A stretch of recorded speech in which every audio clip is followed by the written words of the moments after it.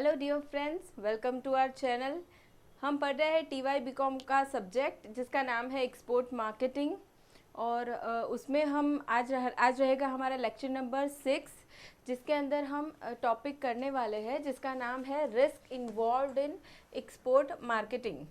इसके पहले जो हमने सेशन पढ़ा था उसमें हमने पढ़ा कि फैक्टर्स कौन कौन से हैं जो इन्फ्लुएंस करते हैं एक्सपोर्ट मार्केटिंग को, कि भाई कौन कौन सी चीज़ें हैं जो बिज़नेस इसको मोटिवेट कर रही है कि आप एक्सपोर्ट करो, ठीक है, एक्सपोर्ट बिजनेस में जाओ।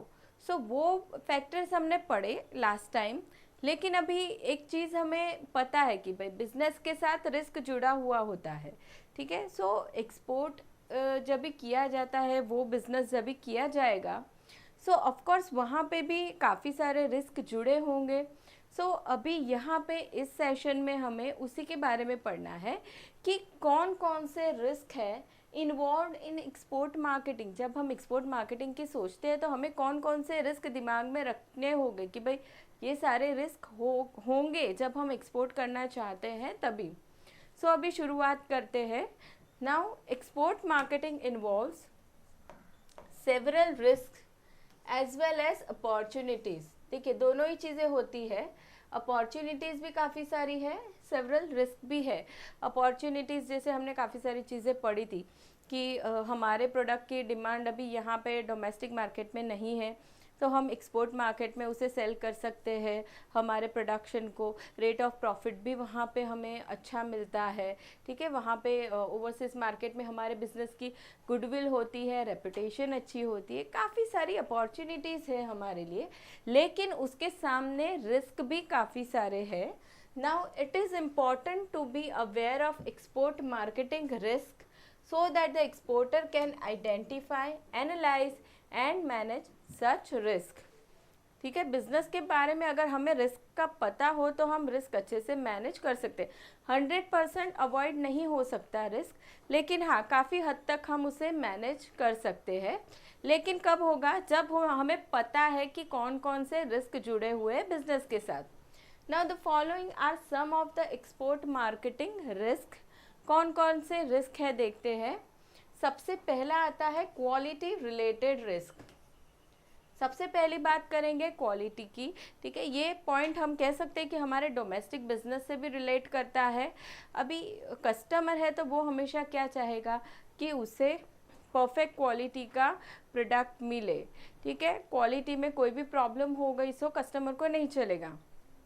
वैसे ही अगर हम एक्सपोर्ट की बात करें, अभी एक्सपोर्ट में तो क्या होना है, एक कंट्री से दूसरी कंट्री में गुड्स जाने वाला है, काफ़ी टाइम लगेगा। ऐसे हो सकता है कि प्रोडक्ट में कुछ प्रॉब्लम हो गया उस समय, या पहले से ही क्वालिटी में कुछ प्रॉब्लम रहा। अभी इसके लिए इससे बचना कैसे बचा जाए।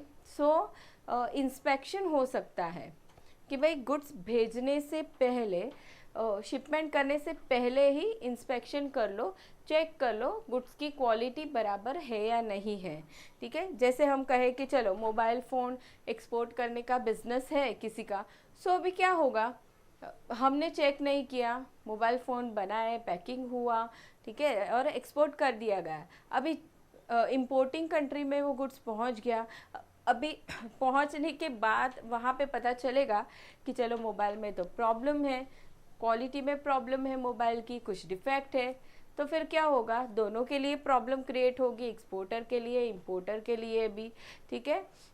इसके लिए इन प्रॉब्लम से या रिस्क से बचने के लिए इंस्पेक्शन, प्री शिपमेंट इंस्पेक्शन किया जा सकता है। सबसे पहला आता है quality related risk. Now it is important to inspect the quality of goods before shipment. Before shipment ही चेक कर लेना है गुड्स को। Now however if the goods are not properly inspected, the exporter may find his entire shipment being rejected by the importer on account of poor quality of goods। सीधी बात है ना, importer के पास goods पहुंचा है, mobile phone का हम example ले रहे थे। मोबाइल फ़ोन्स पहुंचे, उसके पास उसने देखा कि यार हमने जो क्वालिटी बोली थी वैसा नहीं है, तो फिर वो क्या करेगा, रिजेक्ट कर देगा पूरे शिपमेंट को।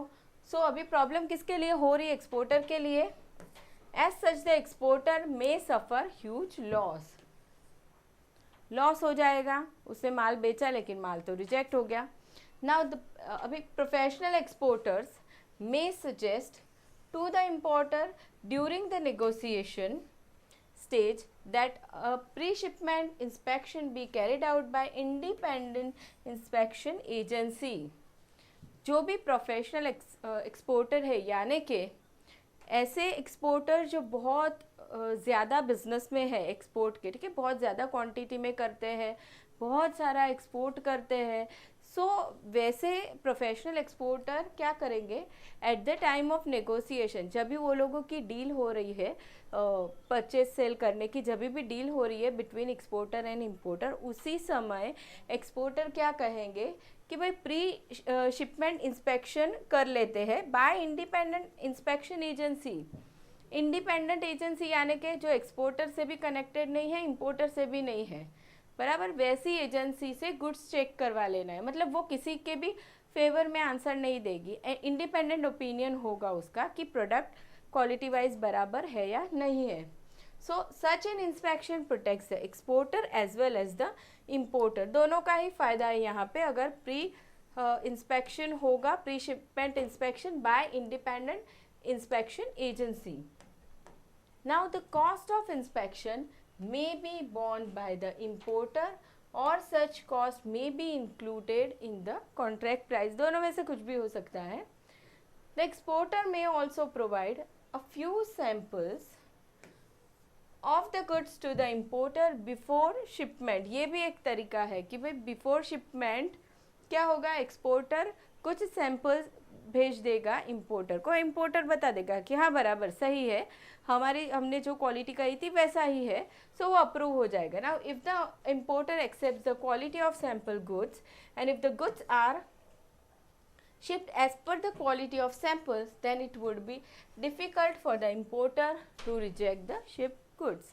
इम्पोर्टर ने एक्सेप्ट कर लिया है कि भाई आपने सैंपल्स भेजे हैं वो सही सही है, और उसी के हिसाब से एक्सपोर्टर ने गुड्स भेजा, गुड्स शिपमेंट किया, तो भाई फिर इम्पोर्टर उस माल को, उस गुड्स को रिजेक्ट नहीं कर सकता। ठीक है, तो सबसे पहला हमने रिस्क पढ़ लिया जो था क्वालिटी रिलेटेड रिस्क। नाउ दूसरा रिस्क कौन सा आता है?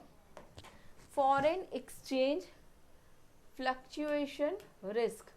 Foreign exchange fluctuation risk, of course अभी विद इन कंट्री हमारा सेल हो रहा है तो फिर सेल प्रोसीड हमें रुपीज़ में मिलेगा, हमारी कंट्री में हो रहा है तो रुपीज़ में हमें सेल प्रोसीड मिलेगा।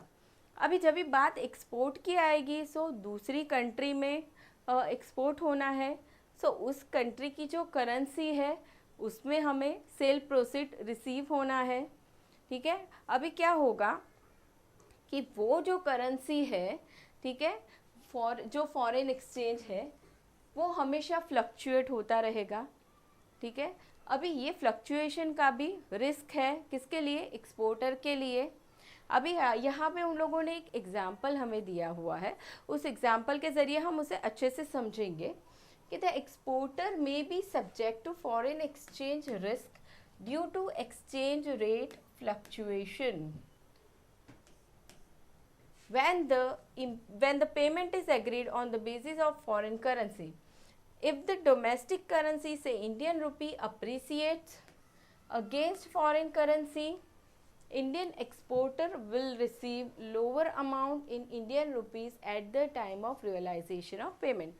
अभी ये जो फॉरेन एक्सचेंज रेट है वो हमेशा चेंज होते रहेगा, फ्लक्चुएट होता रहेगा। सो यहाँ पे अगर हम हमारे इंडियन रुपी की बात करें, सो वो अप्रिसिएट भी हो सकती है, डिप्रिसिएट भी हो सकती है।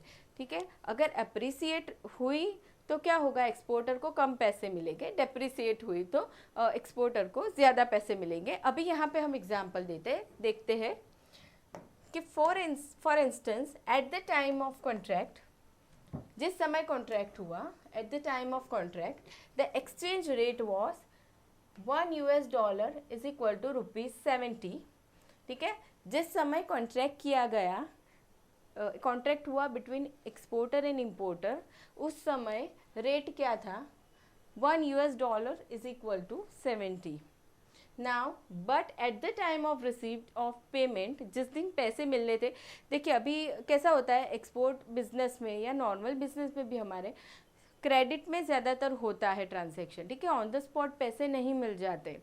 सो जिस समय कॉन्ट्रैक्ट हुआ उस समय ये रेट चल रहा था, और क्रेडिट पे ट्रांजैक्शन होता है तो जिस समय पैसे मिलने हैं उस समय एक्सचेंज रेट क्या था, $1 इज इक्वल टू 65 रुपीज़. ठीक है, यानी कि हमारा इंडियन रुपीज़ अप्रिसिएट हुआ. यहाँ पे $1 इज इक्वल टू ₹65 वैल्यू हो गई. That is appreciation of rupee, then the Indian exporter will receive lower amount in terms of rupees.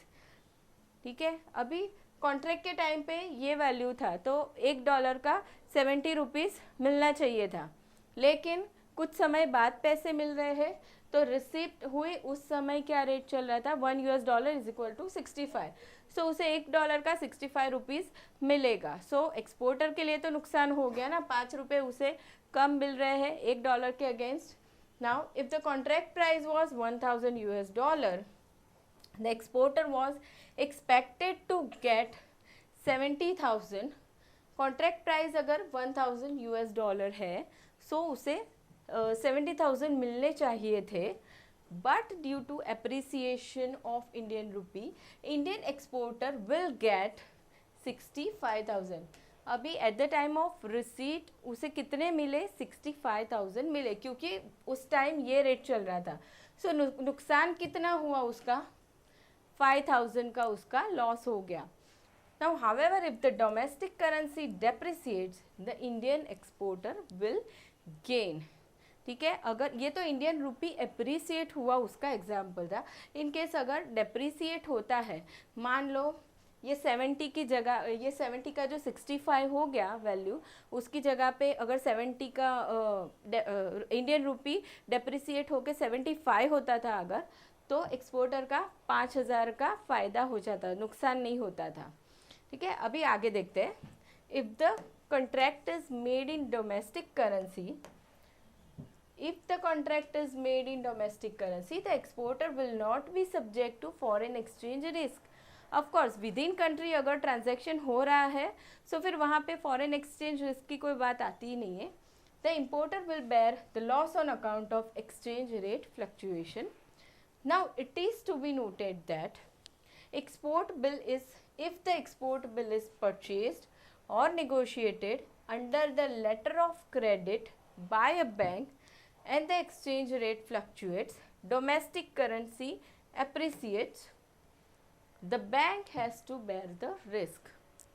अभी यहाँ के ऊपर के एग्जाम्पल में क्या था, एक्सपोर्ट बिल परचेस्ड वाला कोई केस नहीं था, या फिर लेटर ऑफ क्रेडिट वाला भी केस नहीं था.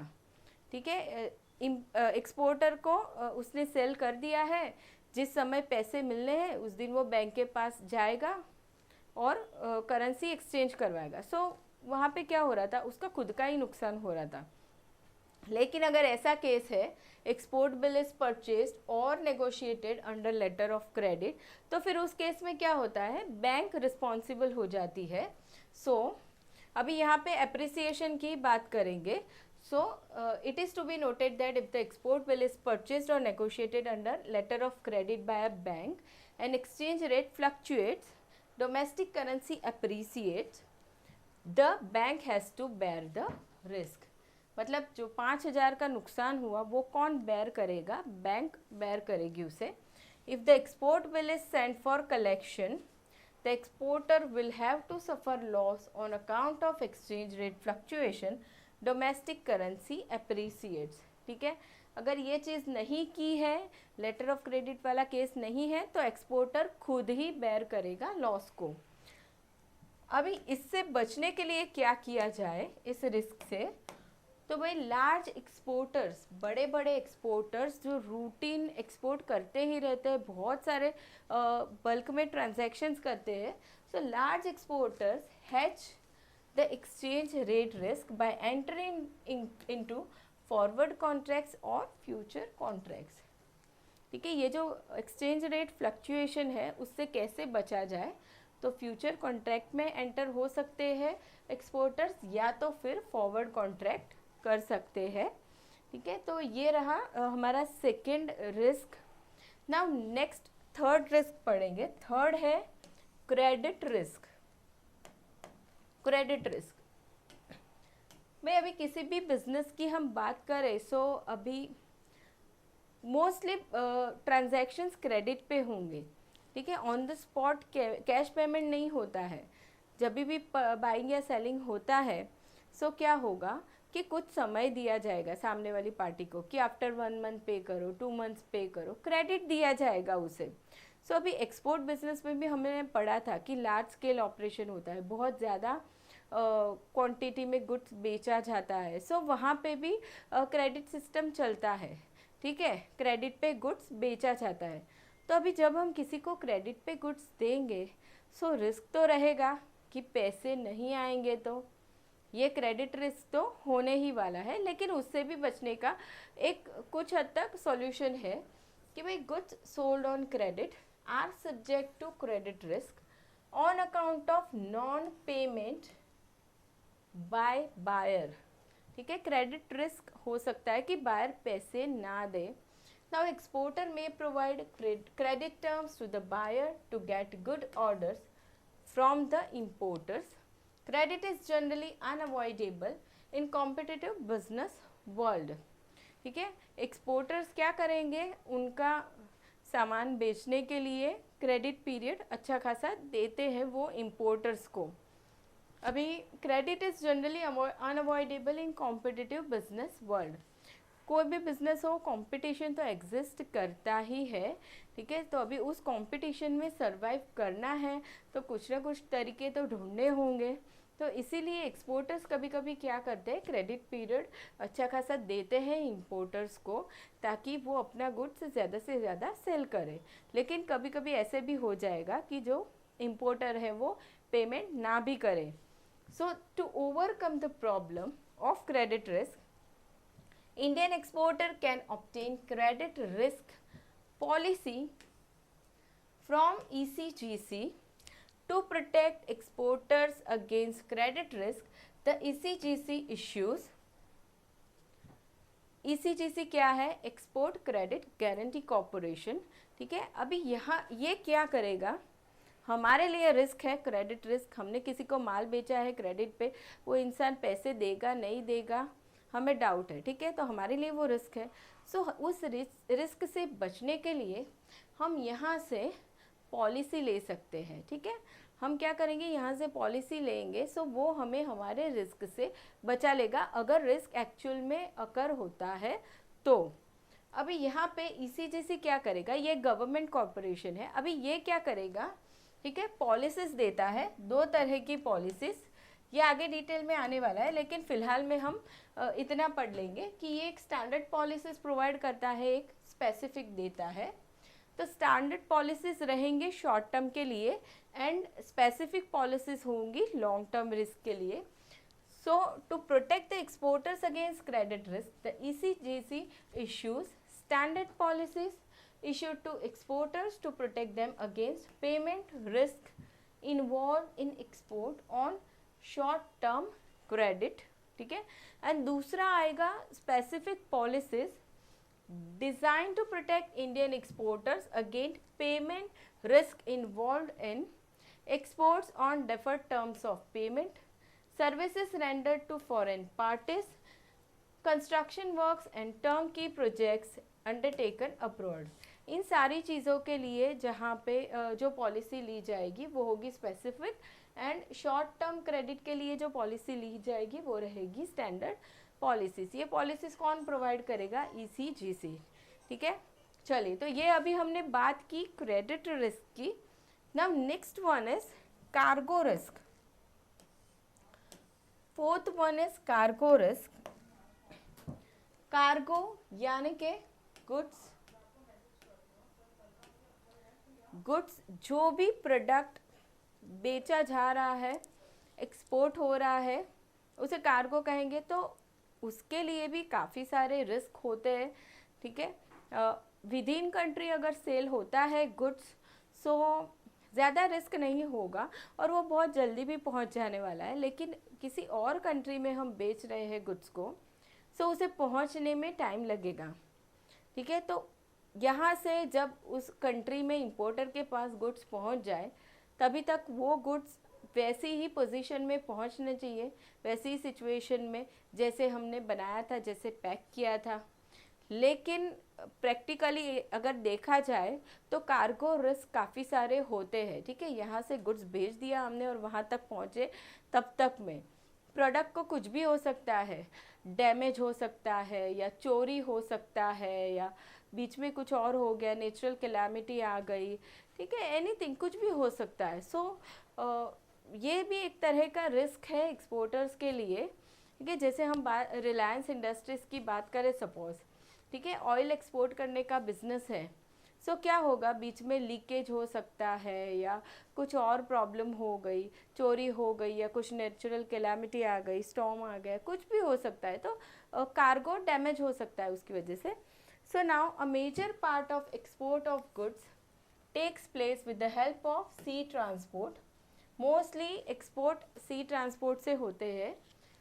Sea transport is subject to cargo risk on account of damage to goods due to storms, collision, leakage, explosion, spoilage, fire, etc.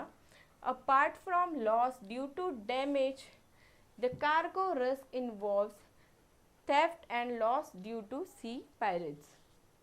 ठीक है, इन सारे ही रीजंस की वजह से कार्गो रिस्क होता है, लेकिन इन रिस्क से भी बचा जा सकता है, यानी कि इन रिस्क को भी हम मैनेज कर सकते हैं। कैसे?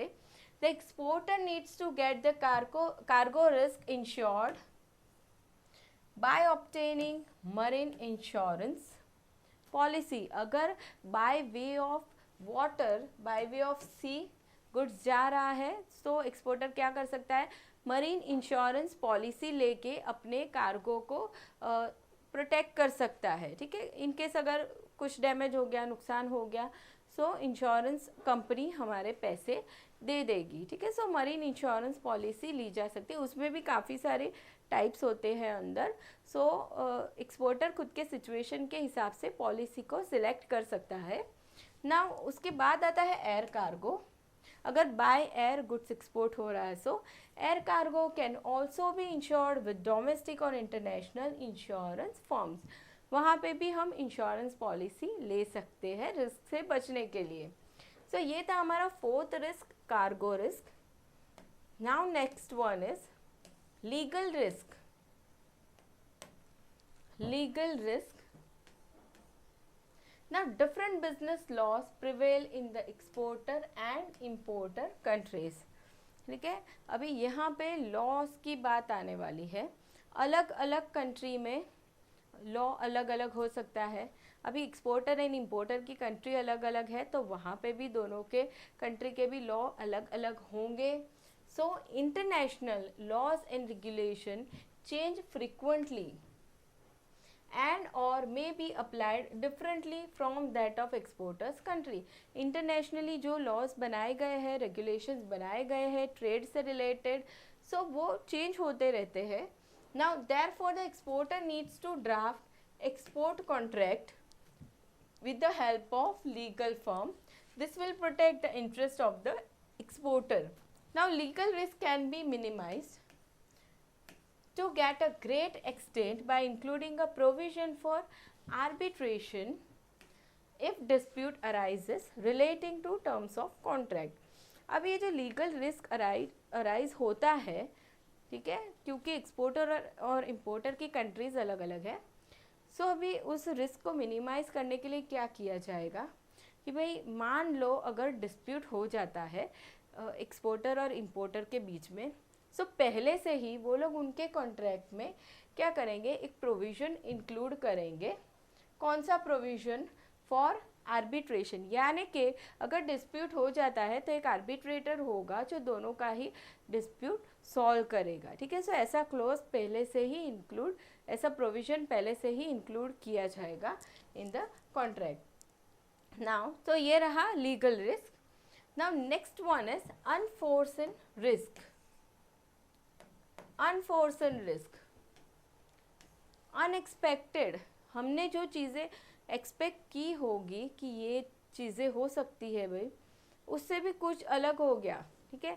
जैसे हम लॉकडाउन का एग्जांपल ले, सो अचानक से लॉकडाउन हो गया था, सो वहाँ पे भी अगर उस समय भी कुछ ट्रांजैक्शन हो रहे होंगे एक्सपोर्ट के इंपोर्ट के, सो वो भी अफेक्ट हो गए होंगे। सो ये कैसा है, अनफोर्सिन रिस्क है, ठीक है, किसी को भी पता नहीं है कि क्या हो सकता है।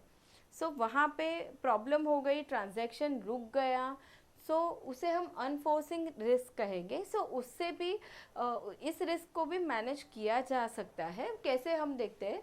सो exporter may suffer loss on account of unforeseen risk.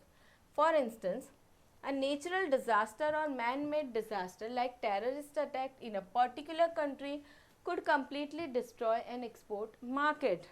देखिए यहाँ पे उन लोगों ने नेचुरल डिज़ास्टर या मैन मेड डिज़ास्टर की बात की है कि ऐसा कुछ हो गया, सो क्या होगा, दोनों के लिए प्रॉब्लम क्रिएट हो जाएगी, एक्सपोर्टर एंड इम्पोर्टर। अभी गलती किसी की भी नहीं है दोनों की साइड से, लेकिन कुछ ऐसी प्रॉब्लम हुई है जिसकी वजह से दोनों के लिए प्रॉब्लम क्रिएट हुई है। Now, unexpected occurrence may also increase cost of transport, causing great loss to the exporter. Therefore, an exporter needs to include a force majeure clause in the export contract to protect against unforeseen risk. अभी इस risk से बचने के लिए ये clause include किया जाएगा इन contract, जो भी कॉन्ट्रैक्ट होने वाला है बिटवीन एक्सपोर्टर एंड इम्पोर्टर, उसमें ये क्लॉज होगा। Now what is this clause means? The force majeure clause frees both parties from liability or obligation when an extraordinary event or circumstances beyond the control of the parties occur, such as war, riot, earthquake, volcanic eruption, hurricane, etc. ठीक है, इस clause में क्या लिखा रहेगा कि ऐसा कोई अनएक्सपेक्टेड इवेंट हो जाता है, ठीक है, मान लो दो कंट्रीज़ के बीच में एक्सपोर्ट इंपोर्ट का ट्रांजैक्शन हो रहा है और उस समय वॉर हो गई, सो क्या होगा, अभी वो दो पार्टीज़ की तो गलती नहीं है ना, लेकिन प्रॉब्लम कुछ और हो गई है, तो फिर इस क्लॉज में क्या लिखा होगा कि चलो आप दोनों में से किसी, कोई भी इसमें जिम्मेदार नहीं है, दोनों को फ्री कर दिया जाएगा फ्रॉम लायबिलिटी, ठीक है। सो ये हो गया unforeseen risk. Now next one 7 is language and culture risk. Language and culture risk, अभी जितने भी हम कहें कंट्रीज़ है वर्ल्ड में, सो हर जगह लैंग्वेज डिफरेंट होगी, सबका कल्चर डिफरेंट होगा, ठीक है। सो एक्सपोर्ट इंपोर्ट करने में यहाँ पे भी थोड़ा रिस्क हो जाता है, ठीक है। जैसे हम कहें कि यहाँ से कोई एक बिजनेस है वो एक्सपोर्ट कर रहा है, फॉर एग्जांपल जापान में एक्सपोर्ट कर रहा है, ठीक है, और वहाँ के इंपोर्टर को खाली उधर का ही लैंग्वेज आती है, सिर्फ उधर की लैंग्वेज आती है। सो अभी क्या होगा, यहाँ पे उसके साथ ट्रांजैक्शन करना बहुत डिफ़िकल्ट होगा, नेगोशिएट करना, कम्युनिकेशन करना काफ़ी डिफ़िकल्ट होगा, मिसअंडरस्टैंडिंग भी हो सकती है। सो लैंग्वेज बैरियर भी आता है, रिस्क आता है, कल्चर रिस्क भी आता है। Now in international trade the exporter and importer come from different culture and language background. Therefore, there is a possibility of misunderstanding in communication and in international trade transaction. ठीक है, कहीं पे भी कोई भी एक बात में अगर मिसअंडरस्टैंडिंग हो गई, गलती हो गई समझने में, तो उससे बहुत बड़ा लॉस हो सकता है एक्सपोर्टर को। Now, in most instances, business practices, tax systems, rules and regulations, accounting methods, currency control and customs procedures differ from exporters country and that of importer. देखिए सारी ही चीज़ें अलग अलग हो जाती है country to country, tax system हम कहें, रूल्स एंड रेगुलेशंस हम कहें, अकाउंटिंग मेथड, ये सब कुछ डिफर हो जाता है। So on account of culture differences there is possibility the exporter may lose the contract and suffer loss. Now, thus, in order to avoid culture-related risk, the exporter must ensure that he fully understands culture differences. The exporter may visit overseas market in which he intends to export and understand the nuisance of culture. Of course देखिए, language barrier, language risk जो है वहाँ पे भी ध्यान रखना होगा। अभी कल्चर रिस्क में भी ध्यान रखना होगा कि जैसे हम कहें कि हमारा एग्जांपल है कि हम ज्वेलरी का बिजनेस कर रहे हैं, ठीक है।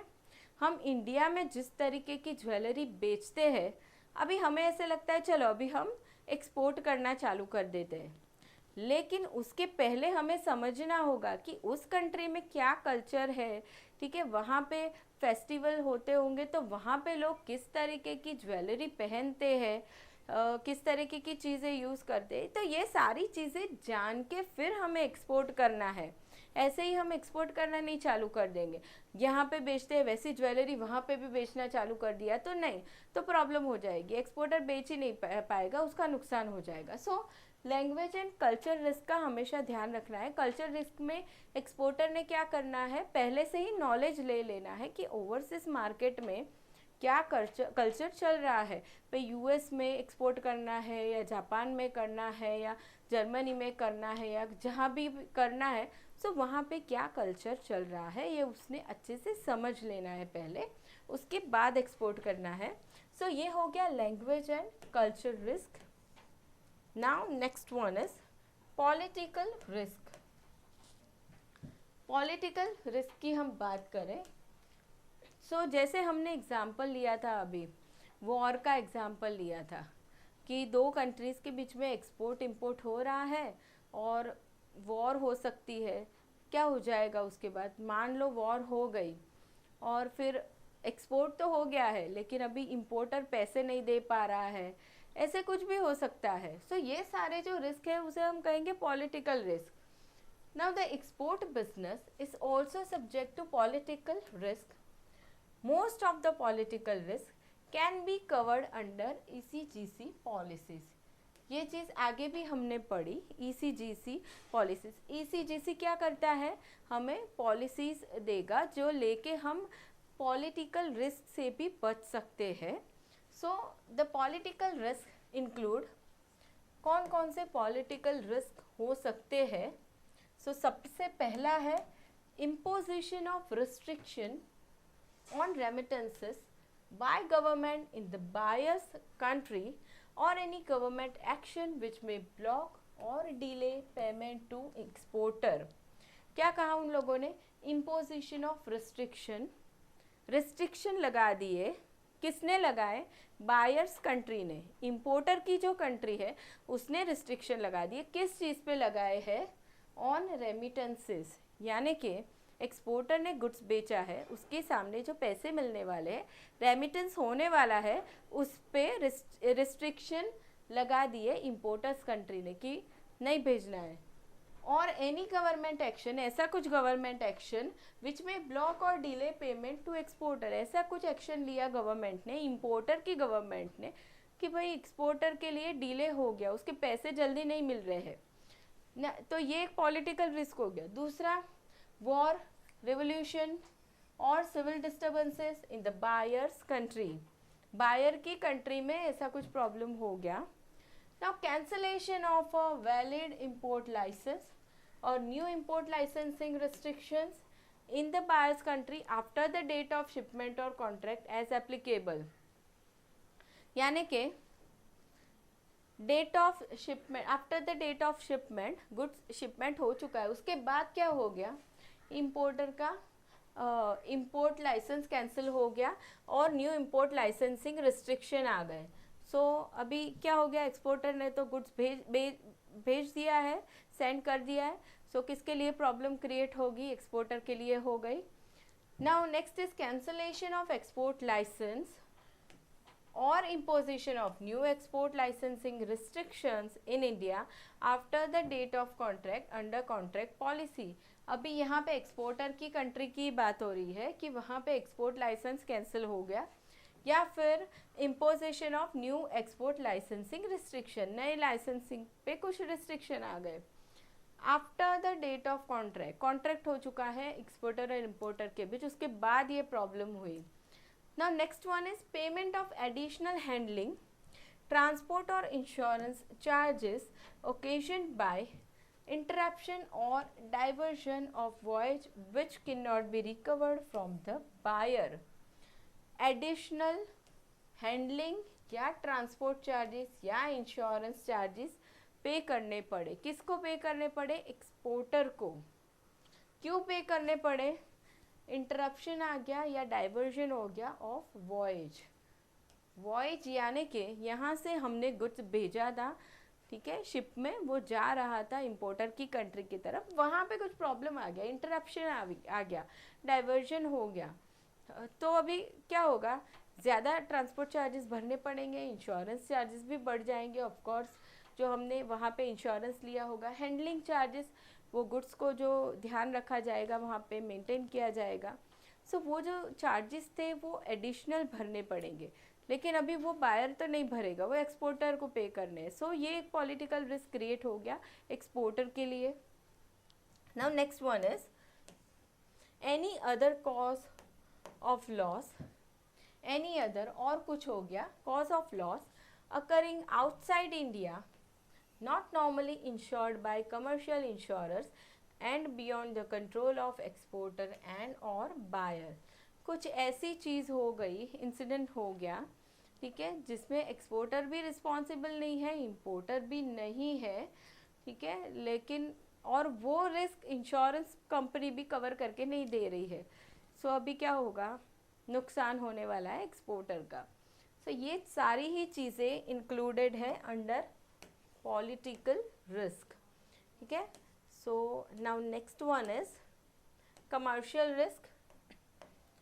कमर्शियल रिस्क, अभी कमर्शियल रिस्क के कुछ टाइप्स उन्होंने हमें बताए हैं जो हम देखते हैं। Now there are various commercial risk relating to export marketing।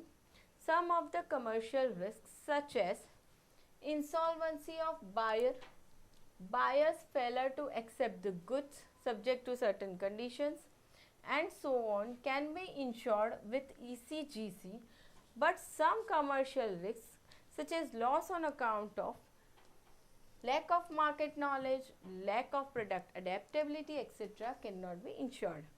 अब ये कमर्शियल रिस्क काफ़ी सारे टाइप्स के होते हैं, जैसे यहाँ पे उन लोगों ने बोला है कि बायर इंसॉल्वेंट हो गया, अभी वो पैसे नहीं दे पाएगा, ठीक है, बायर ने गुड्स एक्सेप्ट नहीं किया वगैरह वगैरह।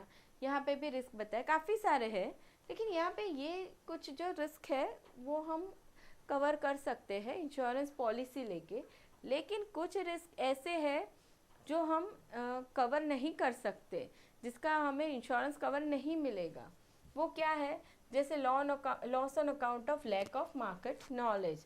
अभी ये तो एक्सपोर्टर की गलती है ना, मार्केट नॉलेज अच्छे से लिया नहीं, मार्केट में क्या चल रहा है सिचुएशन बिना जाने एक्सपोर्ट कर रहा है, सो उसकी प्रॉब्लम है। प्रोडक्ट अडेप्टेबिलिटी, तो ये सारी चीज़ें ऐसी है जो जिसका रिस्क हमें कवर करके नहीं मिलेगा। सो नाउ अभी ये कौन कौन से टाइप के हैं commercial risk? So the commercial risk include, सबसे पहला है लैक ऑफ मार्केट नॉलेज। जब भी एक्सपोर्टर ओवरसीज मार्केट में प्रोडक्ट्स बेचना चाहता है तो उसे मार्केट का नॉलेज अच्छे से होना चाहिए।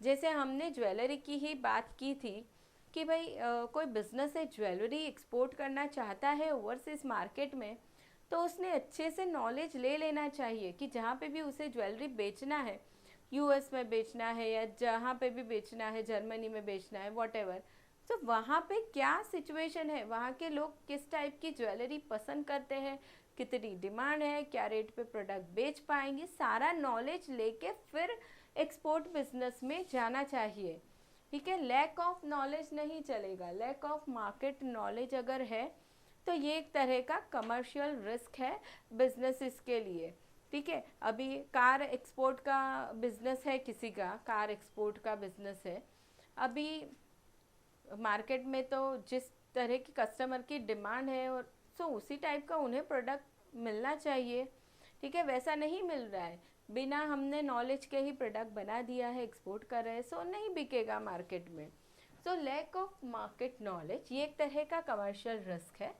So the exporter may lack proper knowledge on the international market which he has chosen to market the product. Lack of market knowledge will lead to failure in the international business as the sales will be badly affected. Of course failure ही मिलने वाली है. Without market knowledge goods हम बेचेंगे तो.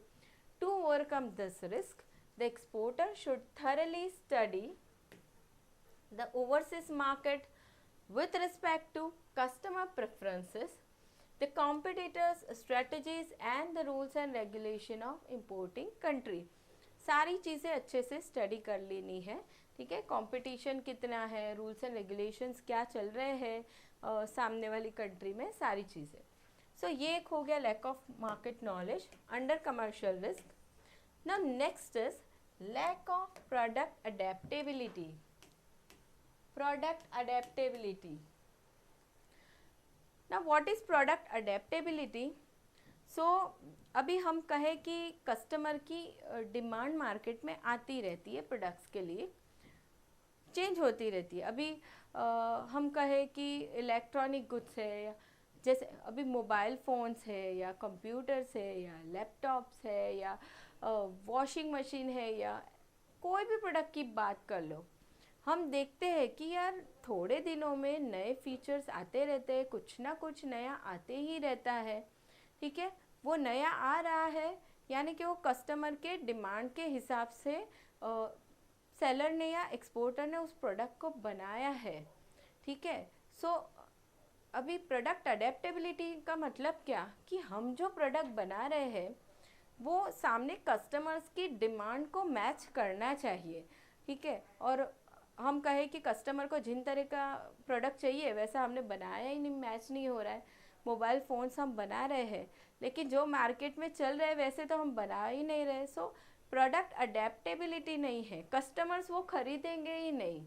ठीक है, so lack of product adaptability. A major commercial risk take place due to lack of product adaptability in overseas market nowadays due to constant technological changes and innovations by competitors. The exporter will suffer a huge loss if he does not adapt his product as per the changing situation in the overseas market. अगर exporter market में जो products चल रहे हैं, जो भी innovations आ रहे हैं, उस हिसाब से खुद का प्रोडक्ट नहीं बनाता है तो उसे बहुत लॉस सफ़र करना पड़ेगा. अगर हम कार बेच रहे हैं तो मार्केट में जिन फीचर्स की कार बिक रही है वैसी अगर हम नहीं बेच रहे हैं तो हमारा ही नुकसान है, कोई नहीं खरीदेगा. Now next is delays in shipment. Shipment में डिले हो गया. The exporter may also suffer commercial risk due to delays in shipment of goods to the importer due to various reasons. Delays in shipment of goods may result in rejection of goods by the importer or cancellation of orders. ठीक है, जब भी importer को goods चाहिए उस समय goods नहीं मिल रहा है तो क्या होगा, इंपोर्टर कैंसिल कर देगा गुड्स को. ठीक है, जैसे हमने लास्ट लेक्चर में एक एग्जांपल देखा था विंटर क्रीम वाला. ठीक है, विंटर क्रीम अगर हम एक्सपोर्ट कर रहे हैं तो वो प्रोडक्ट जिस समय चाहिए इंपोर्टर को उसी समय चाहिए ना, वो टाइम निकल गया उसके बाद मिलेगा तो कोई मतलब नहीं है. सो वो वहाँ इंपोर्टर वहाँ पे प्रोडक्ट बोलेगा नहीं चाहिए, अभी हमें कैंसिल कर दो, वापस लेके जाओ. तो वहाँ पे नुकसान किसका होने वाला है, एक्सपोर्टर का. सो डीलेज इन शिपमेंट नहीं होने चाहिए. Now next one is unforeseen events. ये हमने देखा अनफोर्सिन इवेंट्स यानी कि कुछ अनएक्सपेक्टेड हो गया. ठीक है, नेचुरल डिज़ास्टर हो गया, मैन मेड डिज़ास्टर हो गया. हमने लॉकडाउन का एग्जांपल देखा था, अनएक्सपेक्टेड, किसी को पता नहीं है, अनफोर्सिन इवेंट हो गया. So the exporter may also suffer loss on account of unforeseen circumstances beyond the control of the exporter.